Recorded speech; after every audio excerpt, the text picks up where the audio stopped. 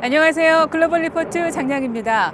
신종 코로나 바이러스 확산으로 미국의 거의 모든 지역에서 특별한 경우를 제외하고는 집에 머무르라는 행정명령이 시행되고 있습니다. 그럼에도 부득이하게 외출을 해야 하는 경우가 있는데요. 생필품을 사러 장을 보러 갈 때, 그리고 애완견을 산책시킬 때가 바로 그 경우죠. 미국은 67%가 넘는 가정에서 반려동물을 키우고 관련 시장 규모가 세계 1위인 960억 달러에 달하는 만큼 이번 사태로 반려동물이 받는 피해에 대해서도 우려의 목소리가 큰데요. 주인이 아프면 집에 혼자 남겨지거나 경제적 부담 때문에 유기견이 될 수도 있다는 겁니다. 또 동물들도 직접 코로나에 걸린다는 게 확인이 됐죠. 뉴욕시의 동물원에서는 호랑이 한 마리가 미국 내 첫 동물 확진 사례이자 세계 최초 호랑이 감염으로 알려졌는데요. 이에 미국 수의학협회와 질병통제센터는 코로나 확진자들은 동물과 접촉을 자제하라고 권고했습니다. 아직 반려동물이 사람에게 코로나 바이러스를 전파한 사례는 없다고 하니 참고하시면 좋을 것 같습니다. 네, 무엇보다 중요한 건 사람과 동물 모두 이번 위기를 건강하게 이겨내는 겁니다.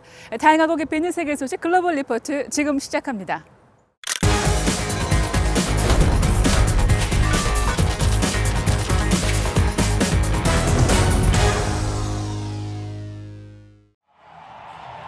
민주당 대선 예비 후보였던 버니 샌더스 상원 의원이 8일 경선 하차를 선언해 주요 해시태그에 올랐습니다.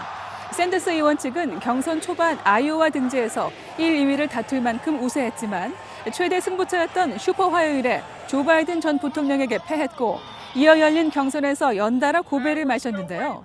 급진 좌파 노선의 샌더스 의원이 최종 후보가 되면 본선에서 트럼프 대통령에게 패할 것이라는 민주당 중도층의 우려가 바이든 지지로 이어진 결과로 풀이됩니다.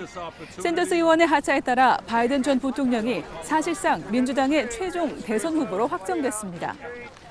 일본 정부가 7일 코로나 바이러스 확산에 대응하기 위해 긴급 사태를 선포하며 이번 주 주요 해시태그에 올랐습니다. 수도 도쿄에서만 1,000명 이상을 포함해 총 확진자 수가 5,000명에 육박하면서 나온 조치인데요. 해당 지역은 도쿄와 오사카를 포함한 7개 광역 지자체이며 기간은 다음 달 6일까지입니다. 긴급 사태 선포로 일본 정부는 이들 지역에서 필요한 토지나 건물을 임시 병원으로 사용할 수 있고 백화점과 쇼핑센터 등 사람이 몰리는 시설은 한 달간 휴업에 들어갈 것으로 전망됩니다. 일본에서 전염병 때문에 긴급 사태가 선포된 것은 이번이 처음입니다. 영국에서는 보리스 존슨 총리가 코로나로 중환자실에 실려간 가운데 엘리자베스 2세 여왕이 대국민 연설을 해 관심사에 올랐습니다. 93세인 엘리자베스 여왕은 힘든 시간이 지나면 더 좋은 날들이 올 거라며 국민에게 희망의 메시지를 전했는데요. 엘리자베스 여왕의 대국민 특별 담화는 재임 68년 중 4번째로 매우 드문 일이라고 합니다. 한편 집중 치료를 받는 존슨 총리는 인공호흡기가 필요 없는 안정적인 상태로 전해졌습니다. 전 세계 코로나 바이러스와 최전선에서 사투를 벌이는 의료진들에게 응원의 박수가 이어져 이번 주 주요 해시태그에 올랐습니다. 지구촌 각국에서 장소에 구애받지 않고 시민들의 박수가 이어지고 있는데요. 바로 전 세계가 동참하고 있는 캠페인 Clap for Carers, 병자를 보살피는 이들을 위한 박수입니다. 프랑스에서 시작된 이 캠페인은 수많은 시민이 동참해 현관, 창문, 발코니 등 장소를 막론하고 의료진을 향한 고마움을 박수로 전하면서 세계로 퍼져나가고 있습니다.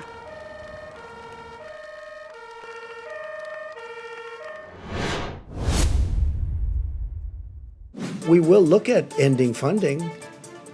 Yeah, because you know what? They called it wrong. And if you look back over the years even, they're very much, everything seems to be very biased toward China. That's not right. 세계보건기구 WHO의 행보가 도마 위에 올랐습니다. WHO가 세계인의 건강보다 중국의 이익을 먼저 챙기는 것 아니냐는 비판이 끊이지 않는데요. 클릭 글로벌 이슈 오늘은 지난 4개월간 WHO의 발언들을 되짚어보겠습니다. 7일 도널드 트럼프 미국 대통령이 트위터에 올린 글입니다. WHO의 최대 공여국인 미국의 대통령이 WHO가 중국 중심이라며 직격탄을 날린 겁니다. 미국 의회에서도 릭 스콧 상원의원 등이 게브레예수스 사무총장을 공개 비판하며 의회가 WHO와 중국의 유착 관계에 대해 공식 조사를 시작하도록 촉구했습니다. 미국 일간지 월스트리트 저널은 5일자 사설에 중국에 대한 WHO의 굴종이 팬데믹 대응에 악영향을 미친다고 지적했는데요. 그렇다면 WHO는 코로나 바이러스 위기에 어떤 행보를 보였을까요? 한번 돌아가 보겠습니다. 먼저 지난해 12월 31일 타이완 당국이 WHO에 사람 간 코로나 전염 가능성이 있다고 문제를 제기했지만 WHO는 1월 12일 중국의 조사 결과만을 인용하며 사람 간 전염 가능성의 증거는 없다고 발표했는데요. WHO가 중국을 의식해 제대로 된 조사도 없이 타이완의 권고를 묵살한 게 아니냐는 비판이 나옵니다.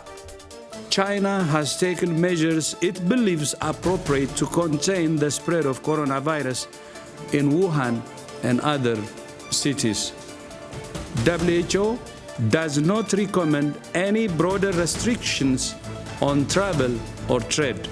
1월 말 WHO는 질병을 잘 통제하고 있다는 중국 정부의 일방적 주장을 액면 그대로 세계에 전달하며 국제 비상사태 선포를 춘제가 끝날 무렵까지 미뤄 이 병이 마치 큰 문제가 아닌 듯한 인상을 심어줬습니다. 오히려 입국 제한 등 선제적 조치를 취하거나 빨리 팬데믹을 선포하라고 요구하는 사람들에게 훈계하는 듯한 모습까지 보였는데요. For the moment, we are not witnessing the uncontained global spread of this virus, and we are not witnessing large-scale severe disease or deaths. 그러나 시진핑 주석이 1월 초부터 코로나의 위험을 인지하고도 재빨리 국제사회에 알리지 않은 점이나 양심적인 내부 고발자들을 탄압한 것에 대해 WHO는 아무런 비판의 목소리를 내지 않았습니다. 오히려 중국 현지 시찰을 다녀온 WHO 팀은 It's the unanimous assessment of the team that they have changed the course of this outbreak. 병의 이름 문제도 빼놓을 수 없죠. 같은 코로나 계열인 메르스의 명칭에는 중동이란 지명을 그대로 놔두면서 이번엔 중국 지명을 써서는 안 된다며 우한 폐렴이 아니라 코비드19라는 새 이름까지 지어줬는데요. WHO가 왜 이렇게 친중 행보를 보이는지 추측만 무성할 뿐 그 이유가 규명된 바는 없습니다. 단 미국이 WHO 등 국제기구에 기여하는 비중이 아직 중국에 비해 훨씬 큰 만큼 미국 내에서는 국제사회에서 미국의 영향력을 다시 강화할 필요가 있다는 목소리가 나옵니다. 반면 코로나 부실 대응 비판을 받는 트럼프 대통령이 시선을 분산하려는 의도로 WHO를 때린다는 분석도 있는데요. 친중이든 아니든 이번 팬데믹 국면의 WHO는 종종 뒷북을 치거나 마스크는 효과가 없다는 식의 혼란스러운 메시지를 전해 그 신뢰도에 흠집이 났습니다. 올해 미국이 WHO에 할당한 지원금이 1억 달러가 넘는 만큼 향후 미국의 행보에 관심이 쏠리고 있습니다.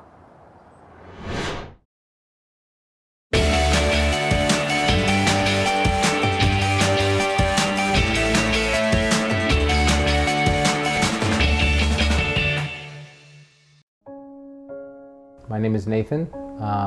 I'm a videographer, photographer, content creator based here in Miami, Florida. My son was born March 6th, 2020 at 11:57 p.m. into what we now know to be the global coronavirus pandemic. There you go. Oh my gosh. Look at that. Hey, look at you. I work for a hospitality group here in Miami. I was laid off along with hundreds of employees, and there's a lot of uncertainty right now, and it's scary. It's weighing a lot on me and my wife. We need to have things that last a little bit longer. Yeah, so we'll get what we've been getting, like So the some cauliflower, the cabbage. So this is how I go to the store nowadays. I don't know, there's a lot of conflicting information out there about whether or not this is even helpful. But I figure it has to do something. And here we go, on our way. My biggest fear right now is putting my son in danger. And that means making sure that I don't get sick, making sure my wife doesn't get sick. Still no toilet paper. So we're taking all the precautions. We're following all the guidelines. We're cooped up in our apartment. Echo, set timer for 30 seconds. That's my biggest focus right now, is to make sure we don't get sick. We have to stay healthy. That's the bottom line. My sisters, my brothers, my wife's sister, cousins, aunts, uncles, friends, They've never met him, they've never seen him in person. So we're basically sharing through FaceTime. Hi. How are you guys? Good. Yeah, he was sleeping all day today. All day. Uh-oh, well, maybe tonight you won't get by with. That's what I thought. High five. I just wished I could hold him a little bit. I know. At least we have it. At least we can spend a little bit of time with our family and friends. Hi, sweetie. Hi, baby. Even if it's not in person. I spend a few hours every day looking for work, but it's tough right now. I'm still optimistic and hopeful that my job will come back. At the end of the day, I'm grateful because I'm getting to spend these first few crucial weeks and months with my son, and that is an opportunity that I honestly didn't think I was going to have. So that has truly been a blessing.